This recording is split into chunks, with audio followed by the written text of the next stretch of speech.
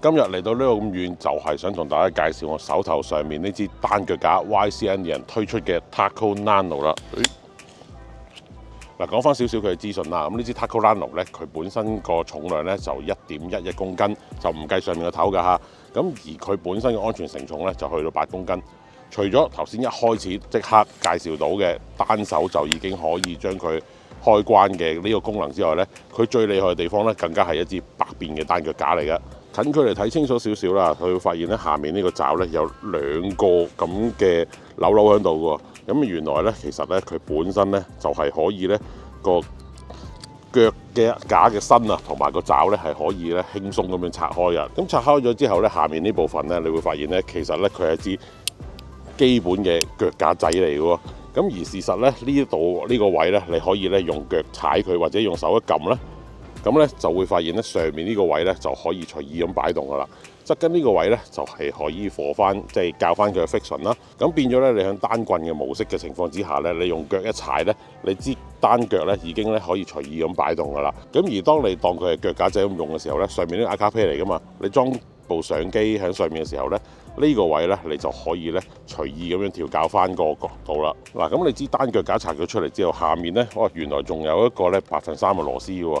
當你響個爪嘅底咧，你會揾到咧一個咁嘅質啦。咁你扭翻上去咧，就可以當一支冇爪嘅單腳架咁樣用噶啦。咁另外佢仲有一個咧踏板咁嘅配件啊，俾你咧攝喺呢個位嘅時候咧，咁咧就直接咧可以當埋呢支腳架咧係一個行山杖咁樣用嘅。頭先咧我就冇同大家提過咧佢嘅最高高度開到幾高啦。咁其實咧佢如果用呢個快速嘅開關嘅時候咧，咁大概咧就去到咧我心口多少少咁高啦。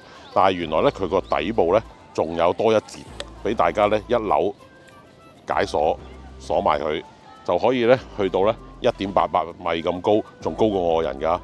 咦，講個單腳架做乜？我又攞支三腳架出嚟嘅。咁其實咧，佢唔係一支正常嘅三腳架嚟㗎，因為咧佢本身咧就係 Taco Nano 附送嘅一個配件嚟㗎。咁你見上面咧係一個窿嚟㗎，咁所以咧其實佢本身咧就唔可以獨立使用嘅。咁但係咧佢下面咧亦都可以伸長嘅。咁頭先都同大家介紹過啦，咁 Taco Nano 嘅底部呢度其實有個膠質嘅，咁呢度就放翻咧，你唔用個爪嘅時候咧，就直接咧攞嚟掂個地下啦。咁你扭開咗出嚟嘅話咧，你就會發現咧下面又係有個3/8嘅螺絲嘅。咁你攞翻起呢一個三腳架仔啦，咁樣咧其實咧就可以直接扭上去，就變咗一支更高嘅三腳加單腳架啦。當你加咗呢支三腳架仔嘅時候咧，你會發現咧，你可以更加穩陣咁樣撐開咗支腳啦。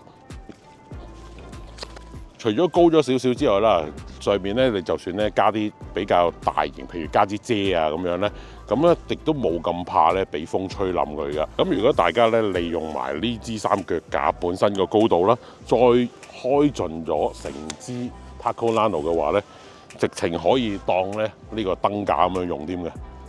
大家可能會問啦，喂，支腳去到咁高啫，咁我點裝支影樓燈上去啊？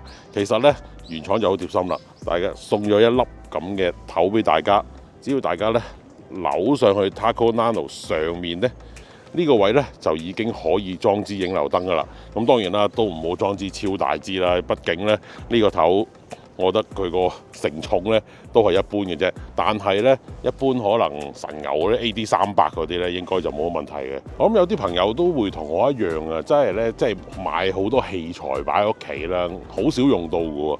咁但係咧，當我真係需要用到，發現自己就係爭嗰件器材嘅時候咧，其實我係好唔開心㗎。咁所以咧好多時咧我就就算我預計可能需要用咧，我都會買嗰啲器材嘅。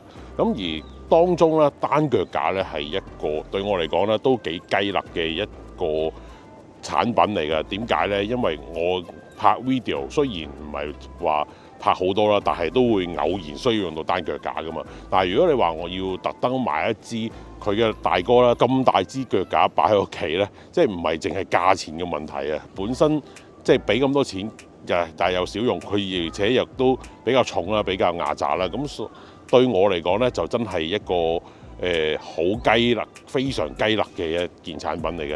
咁但係咧，今次呢個 Taco Nano 咧，佢唔單止咧俾到一個輕巧嘅單腳架嘅體驗我啦。佢本身咧亦都可以咧變身做燈架啦、行山杖啦，甚至乎咧佢下面嘅爪咧亦都可以變成獨立嘅細腳架啦。一支腳架就變咗有咁多功能俾我咧，咁我買起上嚟咧，對於我嚟講個性價比咧就更加高啦。再者咧，佢本身亦都好輕巧啦，咁我願意帶出街嘅程度咧就會更加高㗎。